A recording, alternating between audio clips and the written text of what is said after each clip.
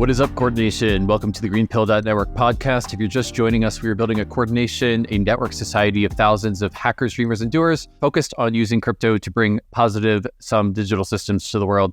This podcast features the people who are doing it and is published every Tuesday and Thursday. If you want to learn more, you can visit our website at greenpilled.network, where you can download the GreenPilled Book for free, join the Discord, or become a member of your local GreenPilled Network chapter. So my guest today is Jesse Pollak, who is the lead for BASE at Coinbase. He is on the protocols team at Coinbase and is contributor number 1 on BASE. BASE is the new layer 2, Ethereum layer 2 that Coinbase is launching, and it's gone live yesterday. And so I'm really excited to talk to Jesse about why Coinbase is doing this, how can you build on top of BASE, and what does the world look like when you build when you bring a billion people on chain? So the opportunity space, I think, for regens is quite wide here, because there's going to be a bunch of people that have never really had an on-chain crypto experience that Coinbase is going to be bringing on-chain onto the BASE layer 2. So we talk about how Jesse got GreenPilled, his experience with doing regen experiments in the Oak community, which is also building on top of BASE, his vision for what it looks like to have a billion people on chain, and how that provides more financial sovereignty and access to lending and financial instruments that are not predatory to people all over the world. And we talk about how on-chain summer intersects with regen fall in this episode. So I think this is a really fun episode for me, because I've just admired Coinbase for so long. They were my first crypto experience. They brought me on chain. And what does the world look like in which we bring millions and billions of people on chain onto self-sovereign, decentralized networks? I think you're going to enjoy this episode. ValleyDAO is an open global collective working to finance and democratize the governance of synthetic biology technologies to protect the future of our planet. Research and progress into synthetic biology is critically constrained by the world of nation-state regulations and bureaucracy from middlemen. But the potential that synthetic biology has for the world is massive. It can produce a world in total harmony with nature. We can grow stuff using cells like software. It's awesome. And the best part is we no longer have to pull carbon out of the ground to grow and maintain civilization. Don't you think we should be funding this? ValleyDAO does, and that's what they're here to do, to try and make the SolarPunk world of tomorrow a reality today. So join ValleyDAO right now and save the planet at valleydao.bio. What's up, Jesse? How you doing? Doing great. Glad to have you on the GreenPilled podcast. Can you tell us about BASE, which just launched its mainnet yesterday? Yeah, so I'm Jesse. Excited to be here to talk about BASE and what we're doing. How we're going to bring a billion people on chain. BASE is an Ethereum layer 2 blockchain. It's incubated by Coinbase, gradually decentralizing. It's built on the OP stack alongside Public Goods Network, OP Mainnet, Zora Network. All of us really working together as one super team with one super dream, which is building the super chain and bringing the whole world on chain. So we launched Mainnet yesterday. It was awesome. Really excited to be here talking with you, Kevin, and getting to kind of engage with this whole group of folks in the GreenPilled. Yeah, it's been really exciting to see the OP stack enable people to launch layer 2s and to move more people on chain. And Coinbase just has Coinbase was my first crypto experience. That's where I got my first crypto. And I think that one of the real big opportunities is to move people more on chain into more of a trustless environment. I'm just really curious to see what's going to happen with the BASE Mainnet as y'all start siphoning more traffic and people over there. What are the things you're looking for? What are the things that you're hoping to see? Yeah, I think first and foremost, looking for exciting new use cases built on BASE and built on chain this summer. We really think that when we look at kind of the overall infrastructure of crypto, it's been holding us back for a while. Fees were too high. The wallet experiences weren't good enough. There wasn't enough identity infrastructure to build really interesting products. But now each of those kind of challenges is getting knocked off, right? We have low-cost L2s like BASE. We have better and better wallets. We have better and better identity infrastructure like Gitcoin Passport. And, Coinbase is working on some things there, WorldCoin. And so I think our kind of high-level perspective is we've really just entered the golden age of new on-chain use cases and new on-chain products. And we are excited to see those start to blossom. Starting this summer, but continuing for the many years ahead. And for those use cases to be the thing that bring the next billion folks on chain. Because at the end of the day, we don't think that people are going to come on chain just because. They're going to come on chain because it makes them, live better lives, because it gives them more economic freedom, because it puts them on a better, more equal level playing field, because they find something that they love to do, whether it's a game or a media app or a social network. The value that folks actually get from these products, that's what's going to bring people into this new world. And then once they get here, I think they're going to get to experience how much better it is and how much of a positive impact it can have on their day-to-day lives. Well, I'm wondering, I'll be curious to see what gets people base pilled and what gets them to go over to base, because I think that in this space we talk a lot about decentralization and sovereignty and transparent immutable code, and I'm living and breathing that stuff, and I'm like totally in the blockchain bubble. But if I was just kind of like Joe the plumber on Main Street or something like that, I feel like no one really comes home at the end of the day and says, oh, my day was so centralized. I mean, at least, unless they get canceled from their bank account or from their social funding. So like, what's the main reason why people are wanting to go on chain when they're not within the blockchain bubble? And, what's the talking point that's really working for people on Main Street to use something like Base? Or are we still kind of just figuring it out? I think it's a little bit mix of both, right? Historically, I think the kind of rap on chain and crypto has been, this is highly financial, it's speculative, it's like complex technology. And that's meant that there's been a small niche of people all around the world, relatively small, like tens of millions, hundreds of millions of folks who've given that a try. But we haven't seen kind of like consistent month over month, quarter over quarter growth in people being on chain, doing more actions on chain, and kind of that growing to the whole population. So in terms of what's going to make that shift, i.e. what's going to take us from kind of having this flat growth punctuated by speculative furies into like consistent growth where folks are just kind of coming on chain, staying on chain, and growing their on chain usage, I think that it's going to be this next wave of applications that people actually want to use. And this summer, I mean, we're doing this on-chain summer thing. The like TLDR is you can go to onchainsummer.xyz every day from yesterday, August 9th, all the way through the end of August. And we'll be curating kind of one fun thing to do on-chain. And then the folks who are helping us do that are going to be bringing a bunch of others. Then the community is going to be building a bunch of others. And the way I kind of see this is like, it's 24 shots on goal, right? Like maybe not every single one of those things that you want to do that's on chain is something that like connects to you or connects to the everyday person who's walking down the street and sees the wild posting and scans the QR code. But even if we just get one, like if there's one game that you're like, oh, this is cool, I want to play it. Or if there's one piece of music from an artist and you're like, oh, I like that artist. Like, let me collect it and build a more meaningful relationship with them. Or if there's, one food pass from Blackbird where it's like, oh, I love that restaurant. Like, let me get that pass so I can get like perks and get recognized there. Like each of these days is kind of an opportunity for us to try and bring some more people with a new experience on chain, learn from that, and really see what we need to do in order to get this feedback loop going where we can get billions and billions of folks on chain. Yeah. Well, I'm really excited to see what kind of new use cases are opened up here.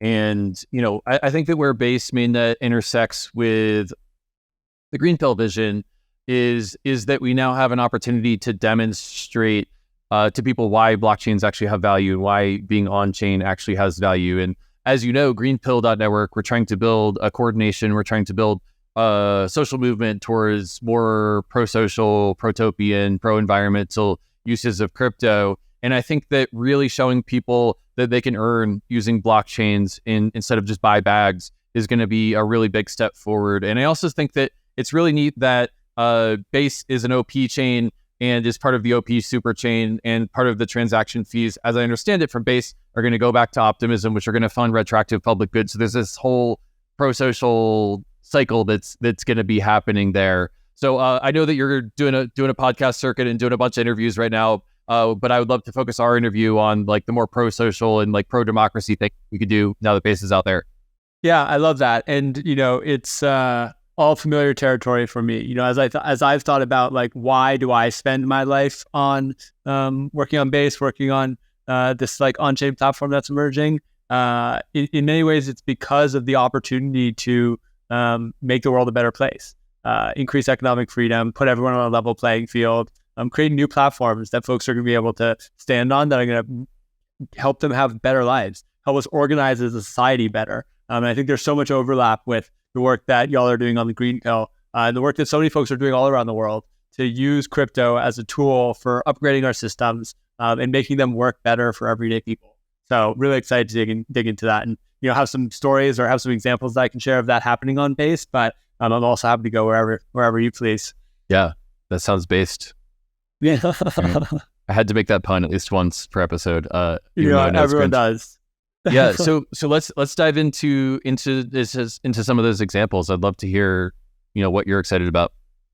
Yeah, well, maybe we can just start with one that I think is like relevant and feels pretty connected to the GreenPilled mission. And this is a project that's launching on BASE this summer. It's called Oak.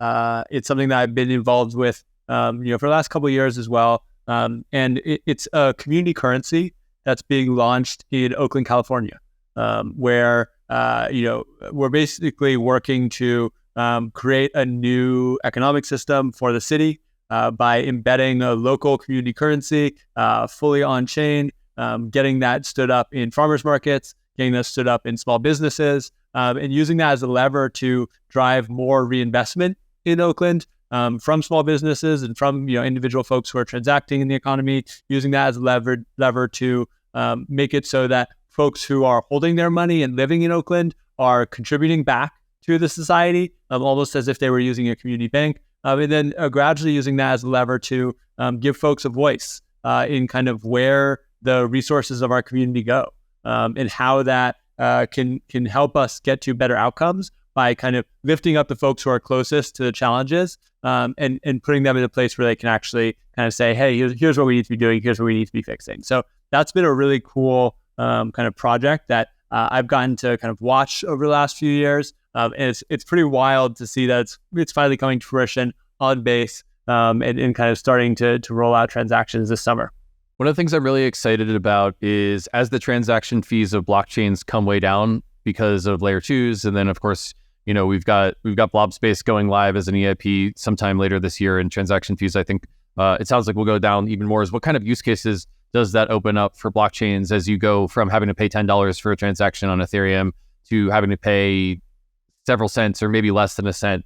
What kind of ways does that enable people to move around currency in new ways? And I think that BASE is kind of leading the charge with creating a space for those use cases to thrive and to experiment, and with tens, if not hundreds of thousands of users. So really excited to see what happens with the Oak community currency, but also that whole design space of really low cost transactions with the security that comes with the Ethereum mainnet because of the roll-up architecture. Yeah, 100% agreed. I think, like in going the kind of, I think 10 to 20 to 30x reduction that we have from Ethereum mainnet to BASE today, I think where you open up the aperture of a whole new host of use cases. And I can feel it myself. Like I feel so much more comfortable sending USDC or ETH on BASE than I do on Ethereum, because instead of paying dollars in fees, I'm paying cents in fees. My sense is that with 4844, which for those who are listening is an upgrade to Ethereum that's coming later this year, early next year, it'll reduce fees on the layer 2s again, another 5 to 10x. And we'll get into the kind of like low cents, maybe even sub-cent range. I think that's going to open up the aperture again, where it's like, whoa, there's like even more things that we didn't really know were possible. We didn't know were fit for doing on-chain, but now are. And so my sense is that we're really just kind of like standing at the precipice right now, where it's like the wallets are good enough, the fees are low enough, the identity systems are coming together, and these use cases are starting to emerge. And over the next year, it's not like we're going to see 1 or 2 or 3 use cases. It's going to like, we're going to see hundreds and hundreds of really cool new things that people realize, oh, this would be so much better if we did it on chain, or, oh, this is uniquely possible because we do it on chain. Yeah, I just think that's really exciting to show the power of this technology to people across the world. I'm wondering what else you're expecting to see during Onchain Summer, which by the way is such a good meme. Onchain Summer is such a good meme, but what are you expecting to see beyond just Oak? Yeah, so this first week, yesterday for the mainnet launch, we had BASE Day 1, which was just a collection of kind of like memorabilia and collective commemorative NFTs from the BASE launch. I love our kind of headline BASE Day 1. It is the start of a script, the start of our story, really. And it's meant to be just the start, because we think that ultimately this isn't a story that we can tell. This is a story that all of us have to tell. And so over the next few weeks, you'll see folks, you'll see that actual asset, the on-chain asset evolve, and it'll start to tell our story in the public eye, which I'm really excited about. I just think that's a really cool format that is on-chain native and hasn't really been experimented with before, but is gonna be a really powerful storytelling tool and really powerful way of bringing everyone in to figure out what is the Base story, what is the story of bringing billions of people on chain. So that's exciting. Today we have FWB curating Cosmo and DK doing some really cool art, which I think makes a great statement.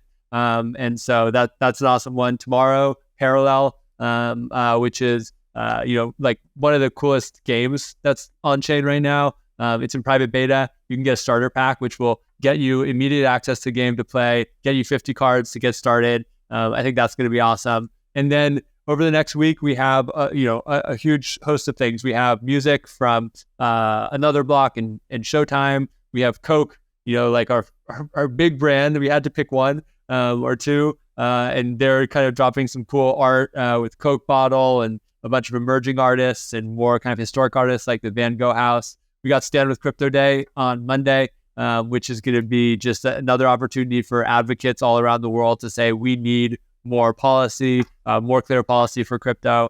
And then we have a bunch more art, media, games. We got food with Blackbird. So it's really a potpourri. And like I mentioned, the goal of this is not to be like, oh, every day, there's going to be something for you.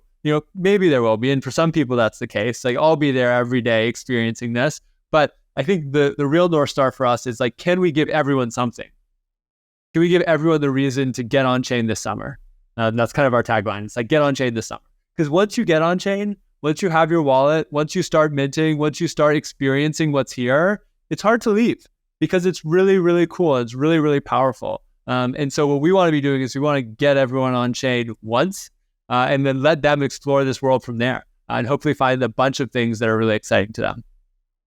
All the use cases that you described are things that are exciting to me as a crypto native, someone who messes around with new crypto primitives. And I'm wondering, how much are you targeting with the BASE Mainnet launch crypto natives, people who are already doing stuff on chain just to kick the tires on things? And when are you going to open up the spigot of the tens of millions of people who use Coinbase every day to come over and start tasting that on-chain potpourri? I think it's going to be a mix and it's going to be gradual, right? Like there's no magic wand that we can wave that's going to get everyone immediately converted over to be on-chain users. But we do have kind of a large user base who's excited about crypto and wants to start exploring more. And so I really expect over the next months and years, we're going to kind of have a funnel where what we're constantly trying to do on BASE and with all the folks who are building on BASE is figure out what are those use cases, what are the things that get people really excited, and then we're working with interfaces like Coinbase Wallet, and also all the other wallets that we work with, Rainbow and Trust Wallet and Frame and Rabby and others, to say, hey, like here's some use cases, like let's see if these ones work, right? Like we've had trading and we have peer-to-peer, like those ones will continue working, those ones will continue bringing in folks, but let's experiment with some new ones and say, hey, does this catch people's eye? What's the conversion rate for folks creating their first on-chain account? Like how do we activate people to actually understand and experience this new platform and why it's actually good for them? And so I don't feel like I have a silver bullet for that. I don't think anyone does, but I think the mental model that I have is like shots on goal. It's like, let's just keep building really cool products and let's keep putting them in front of everyday people. And at some point, we're going to have them catch. And at that point, we're going to start growing and we're not going to stop growing until the entire world is on chain. Well, I know that one of the shots on goal that I want to take is helping people earn their first crypto instead of buying it.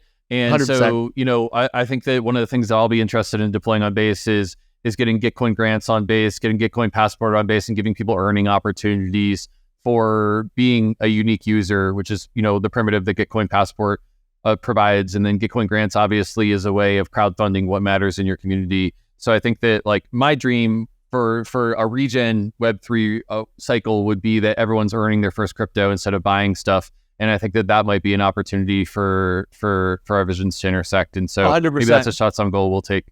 Yes, I would love that. And, I've been a Gitcoin grants donor, I think, like every round since the beginning. Maybe I missed one or two. Yeah. But it's been such a joy to get to watch that platform evolve. And get to contribute in such a novel way to the broader crypto ecosystem. One other fun fact is we actually ran a Gitcoin grants round in Oakland with Oak the other month, I think like last fall, where we had, I think, like 15 different local organizations set up Gitcoin profiles, let's figure out how to accept crypto donations. And then we did quadratic funding with a matching pool from the kind of nonprofit that's starting Oak and the Oakland Fund for Public Innovation. And we had a bunch of engagement. I think like a few hundred people tuned in from Oakland and helped us figure out where do funds go using Gitcoin quadratic funding. So, I see these tools that y'all have built, and in general, the tools of regens around the world, as like powerful tools for transforming our communities. And they've been probably more expensive than they should be on Ethereum, but with layer twos like BASE, Public Goods Network, I'm excited to get them in the hands of more people, because I think we're going to see a lot of creativity when we get powerful tools that are accessible to everyone distributed around the world. Yeah, I'm into that. Well, I think that Oak experiment was used on the old dirty centralized version of Gitcoin, and so we'll have to deploy the new decentralized version of it, which, by the way, if you ever use the old centralized one, sorry about my spaghetti code, the new one is much cleaner. And but there's a nice parallel between Coinbase going on-chain and Gitcoin going completely on-chain. And, I just love, it makes me feel so much kinship to see organizations that were centralized kind of eating their decentralized vegetables and moving more on-chain. And I think that BASE is putting their money where their mouth is by moving more of Coinbase on-chain. Yeah, we're trying our best. It's I think our kind of thesis on this is, if we can't do it, then no one's going to.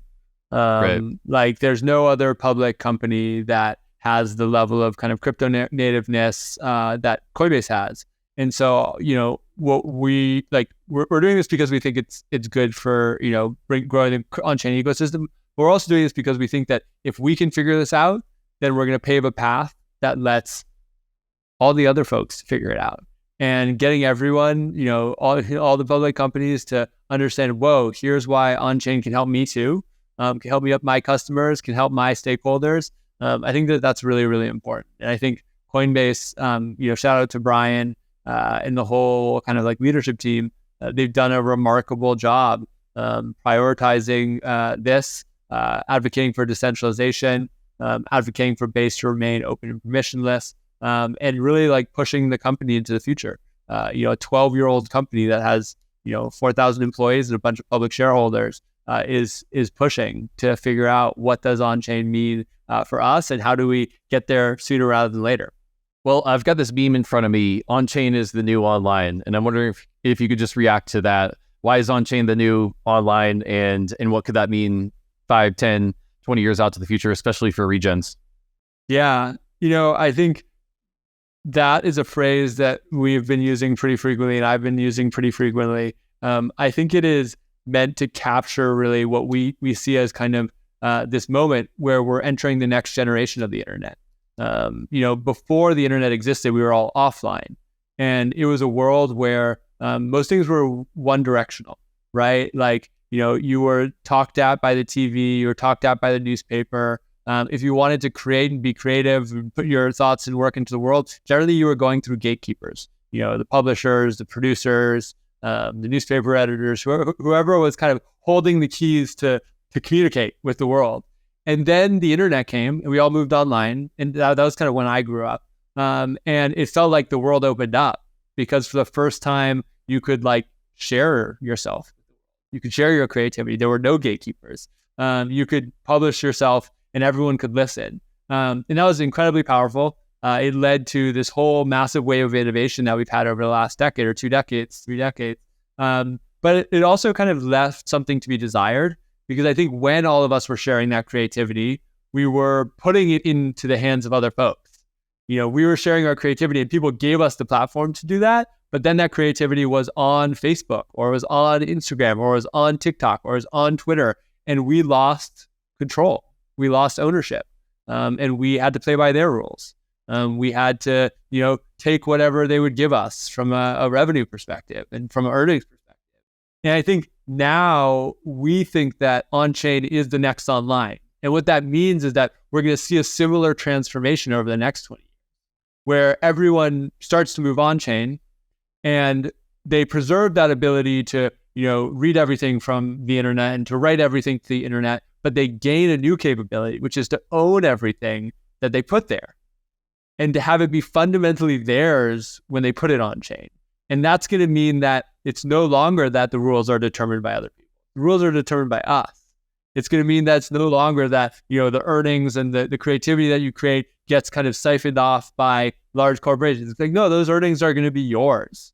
And I think it's going to open up a world where, everyone can create, everyone can build, and the outputs of that creativity and that builder energy is going to be fundamentally sovereign and fundamentally owned by the individuals and the communities that are doing that work. And so that's what it means. When we say on-chain is the next online, it's like the world is transforming, and it's transforming for the better. And all of us get to be here to help push us into that new future. Yeah, it's sort of inviting me to reminisce about my first experiences with using online systems back when I was a teenager or preteen. And I would invite the listeners to reminisce about their first experiences online and how those mirror the first on-chain experiences they have. So, what's the on-chain equivalent of when I was 14 and I was starting a company out of my parents' house, which wouldn't have been possible without online? I think it's decentralized earning on-chain. I still don't know what the on-chain equivalent of having my first internet girlfriend when I was 14 was, but I'm sure lots of new fun, weird things will evolve on-chain. Yeah. I got to think about that one for a little bit too. But I think there's going to be all sorts of new experiences that, fundamentally put folks back in control of their own destiny, and let them make the most of their creativity, let them make the most of their energy, and make the world a better place. There's something I read about Coinbase, which I thought was really smart, was they were doing some polling or focus groups and trying to figure out why everyday consumers would care about blockchains. And I think they landed on this meme of upgrade the system, where basically I think that normal people don't understand sovereignty or decentralization until they get rugged, until they get deplatformed, which, you want to get them before they get that black swan event. But just this feeling of the financial system hasn't been upgraded since World War II ended and we built the current financial infrastructure. And so I think that talking point, upgrade the system, is a really interesting focal point for me. And it just sort of speaks to how Coinbase is a pioneer in bringing more people on chain by upgrading the system and showing them what a new financial system looks like. And I guess the question that I'm leaning towards here is, in 10 years, if you're maximally successful, if we've upgraded the system, what does the financial system look like? And, asking you to speak as Jesse Pollak and not on behalf of Coinbase here, but in 10 years, if you're maximally successful, what does the base ecosystem look like? I mean, I think it's billions of people on chain. I think it's everyone operating on a level playing field, where it doesn't matter where you're born, it doesn't matter where you live. You have access to the same ability to save money in a stable currency, the same ability to borrow money and lend your money and earn, same ability to send money to friends and family, and for that not to be restricted based on kind of the arbitrary lines that divide us today. And I think if we have that level playing field, what we'll see is that those billions of folks who are on chain are able to create more. They're able to build better businesses. They're able to support their families better. They're literally able to live better lives. And so that's where I think we're going to be. I think that the whole world's going to come on chain this decade, and that it's going to have kind of a cascading positive effect, because that's what I'm seeing when individuals come on chain. And I think that it's going to extrapolate pretty well to the rest. Cool. So what I heard there was billions of people on chain having access to stable currencies. And if you're listening in the United States, you might not know, the experience of living in a place where there's hyperinflation, how destabilizing it can be to have hyperinflation. But having access to a stable currency can be a game changer. Having access to remittances without some sort of intermediary that's taking money out, being able to lend at a not predatory rate are all things that people could do on chain. And then there's the sort of like systemic effects of billions of people being on chain. The BASE Mainnet is an OP chain, and part of those fees will go to fund public goods. And so there's kind of like a systemic effect of the super chain funding public goods there. And I think there's also a systemic effect of the tech companies not being able to deplatform people and have power over people. And those are sort of like the way, I guess what I'm fishing for here is the different ways the world changes as billions of people come on chain. And I think we just layered in like 4 or 5 things that change when billions of people go on chain. Is there anything you would add to that list? I think that's a pretty solid list. I think there's probably a lot of unknown unknowns that we can't fully describe today. You know, it's like when we were in the 90s looking at the internet being like, this is going to change the world. You know, I think we probably we were able to describe 20 to 30%, and then we missed the rest. I feel similarly here, where there's a lot of things that we can say, hey, like we're going to see these existing systems get replatformed, and that's going to lead to better outcomes in them. But I think we're also going to see a whole host of new things that we can't even really right now. Those are probably the things I'm most excited about. It's like opening up the aperture. It's opening up our minds and figuring out what's possible. Yeah, there's this concept of skeuomorphism, which is like how the new system looks like the old system, but just on chain. And you know, the examples of non-skeuomorphic things are things that are fundamentally new given the new platform. And I think that what I heard from you is that you're excited about the non-skeuomorphic use cases, the things that are only possible and when billions of people are on chain. And an example of that for me is multiplayer real-time finance, MMORPGs, but with real financial value. And you know, the thing that I'm sort of trying to mess around with, and you can see it in my work at Gitcoin, is like multiplayer finance, where you have a group of community deciding where a group of funds go, and they could only do it in a multiplayer way. But those non-skeuomorphic use cases of finance are going to get really interesting and weird once a billion people are on chain. Yeah, it's going to be wild. It's going to be epic. I think that we're about to see a whole new world get created over the next few years, over the next decade. I couldn't be more excited. Yeah, same. Well, I'm wondering if there's anything that I didn't ask that you want to say. I don't think so. I guess like if you're listening in, my ask would be like, this is not this work of bringing the world on chain. It's not something that, you know, BASE can do alone, or Coinbase can do alone, or GreenPilled can do alone, or anyone can do alone. Like, this is the work of all of us. It's the work of telling our friends and family. It's the work of building those incredible product experiences. It's the work of making sure that the infrastructure works. And so it's on-chain summer. The time is now. Get building. Throw your chips in with us. And let's figure out how we bring the whole world on-chain over the next decade. So super grateful to be here. Grateful for this incredible conversation. Grateful to be building with you, Kevin, and building with all the folks who are listening in to make this new world happen. Beautiful. Well, after on-chain summer, I think comes regen fall, or at least that's the movement I'll be using. I love it. Regen fall. It's on-chain season every season. That's the hope. Well, Jesse, thanks so much for joining us. And on behalf of the crypto community, thank you for bringing billions of people on chain, and really excited to play with BASE Mainnet now that it's live. Thanks again. Awesome. Thanks, Kevin.